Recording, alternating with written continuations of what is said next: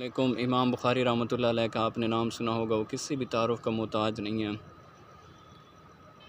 और उन्होंने जो किताब लिखी आपको वो भी पता होगा कि कुरान पाक के बाद अगर कोई किताब मुस्तनद तरीन किताब मानी गई है इस वक्त, इंशाल्लाह क़यामत तक भी ऐसे ही रहेगा, तो वो बुखारी शरीफ ही मानी गई है जिसके अंदर उन्होंने 4000 अहादीस को मुंतखब करके लिखा है। और एक एक हदीस के लिए उन्होंने पता नहीं क्या क्या मेहनत की, कई कई नवाफिल पढ़े, फिर जाकर कई कई मीलों के सफ़र किए, बावुज़ू रहते हमेशा। और कहाँ बैठ के लिखते थे, मेरे ख़्याल में वो खाना काबा में बैठ के लिखते थे, मुझे एग्जैक्ट याद नहीं पड़ रहा, इस चीज़ के बारे में मैं श्योर नहीं हूँ। बहरहाल उन्होंने हमेशा बावुज़ू रहे, नवाफिल पढ़ते, कई कई मीलों का सफ़र बग़ैर सवारी के तय किया, पैदल तय किया। जहाँ पता चलता फ़लाँ के पास हदीस है, सही हदीस, चल के जाते उसके पास, कई कई दिन उसका इंतज़ार करते, फिर जाकर हदीस लेते। अब मैं आपको बुखारी रहमतुल्लाह अलैह के बारे में एक फ़ैक्ट बताऊं जो कि शायद बहुत कम लोगों को पता हो। पैदाइश के वक्त बुखारी रहमतुल्लाह अलैह नाबीना थे, पैदाइशी ही नाबीना थे।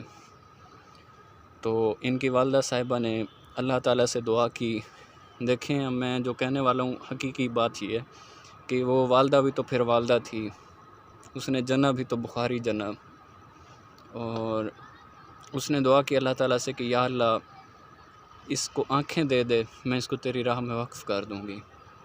यकीन करें उस माँ की दुआ कबूल हुई। मैंने अपनी पिछली वीडियो में भी इसी दुआ पे बात की थी कि हमारी दुआ में क्यों इतना असर नहीं रहा, और बुखारी रहमतुल्लाह अलैह की आँखें वापस आ गईं।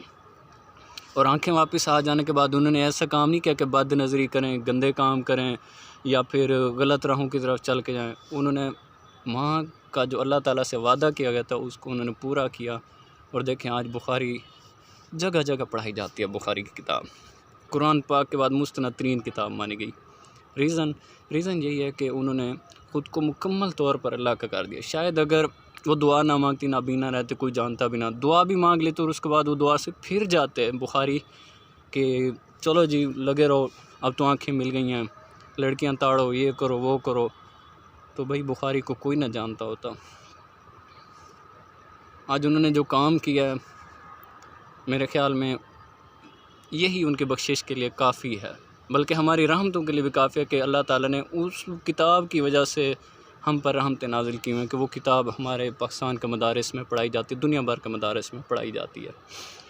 तो भैया कहने का मकसद ये है कि यार हमारी दुआओं में वो ताकत क्यों नहीं रही कि जब पैदाइशी नाबीना जिसको लाइलाज करार देती है साइंस से कहो तुम्हारे में ताकत है तो आंखें लगा के दिखाओ, वैसी आंखें जो खुदा ने दी हैं, वही रेजोल्यूशन पावर, वही मैग्नीफिकेशन पावर, वही दूर तक देखने की सलाहियत पैदा करके दिखाओ, नहीं कर सकेंगे। छिपकली की लगा रहे होते हैं, पता नहीं क्या इंसान को बदसूरत बना देते हैं उल्टा।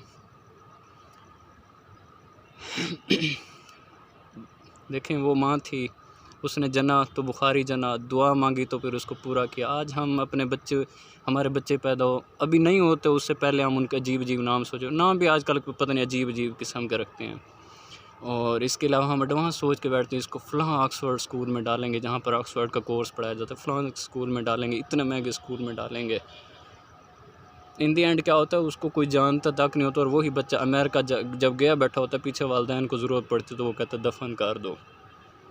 क्यों जी, आपने तो हज़ारों लाखों रुपए लगा के उसको पढ़ाया था ना, शायद करोड़ों भी लग जाते हैं बाद का जब बच्चे को बाहर डॉक्टर बनाने के लिए या सेल्फ पे डॉक्टर बनाया जाता है। तो देखें वो भी माएँ थी जिन्होंने राबिया बसरी रहमतुल्लाह अलैह को जना, वो भी माएँ थीं जिन्होंने अताउल्लाह शाह बुखारी जैसे वलियों को पैदा किया, मोहम्मद बिन कासिम जैसे वलियों को पैदा किया। तरबियत उनकी ऐसी की कि उन्होंने आकर कुफ़ार को बता दिया, कुफ्र की ईंट से ईंट बजाई। शेर शाह सूरी, नूरुद्दीन जंगी, टीपू सुल्तान, कैसे कैसे लीडर गुजरे यार हमारे। उसकी क्या वजूहत है, उन्होंने सही से ख़ुद को इस्लाम पर ढाला। उन्होंने दुनिया भी की, आखिर हुकूमतें जो की उन्होंने कैसे की। मोहम्मद बिन कासिम 17 साल की उम्र में जो आकर सिंध जैसा मुल्क फ़तह कर रहा है, अपना इलाका फ़तह कर रहा है, उस वक्त तो शायद मुल्क गिना जाता होगा। तो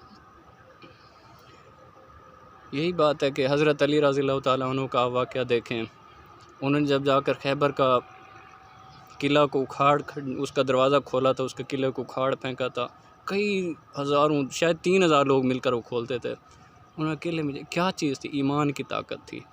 हमें यार ईमान की ताकत की कमी है, हमारी दुआओं में वो असर नहीं है, इबादत में वो असर नहीं है।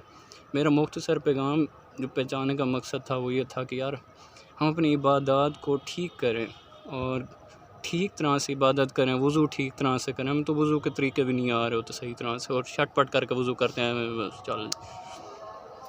ये कुछ चीज़ें हैं जो कि हमारी ज़िंदगी में आनी चाहिए ज़रूर। उसके बाद ही जाकर हम उन जैसे तो नहीं बन सकते जो इस वक्त सोसाइटी का हाल बना ठहरा है, लेकिन बनने पे आए तो अब भी बुखारी पैदा हो सकते हैं बच्चे, अब भी एक बच्चियाँ राबिया बसरी जैसी पैदा हो सकती हैं। हमारी तो बच्चियाँ पैदा होते ही टिकटॉक स्टार बनी ठहरी होती हैं। अल्लाह का नाम बाद में आता है, उन्हें रेड ब्लू ग्रीन पहले पता चला ठहरा होता है।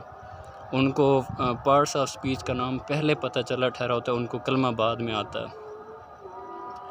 और फिर वही बच्चे हमारे टिकटॉक स्टार भी बनते हैं, बंदे बंदे उनके नज़ारे देख रहा होता है बच्चियों के, और हम कहते हैं जी घर में तो बैठे हैं, नज़ारे तो दुनिया देख रही है ना। ये छोटी छोटी चीज़ें होती हैं, इनका हमें केयर करनी चाहिए। हम देखें केयर नहीं करेंगे तो इन दी एंड यही होता है कि ये बच्चे, हम खुद पढ़ लिख कर हम जब बाहर गए ठहरे होते हैं, क्या है जी पैसा बनाने अमेरिका जा रहे हैं, पैसा तो बन जाता है लेकिन फिर वालिदैन का हम उस तरह से खिदमत भी नहीं कर सकते। तो अज़ानें आ रही, मैं अपनी बात को मुख्तसर करके आपसे इजाज़त चाहता हूँ।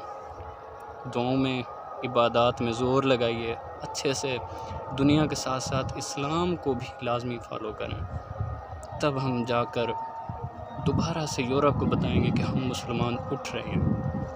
तो ज़रूर इन चीज़ों को फॉलो कीजिएगा। अस्सलाम वालेकुम।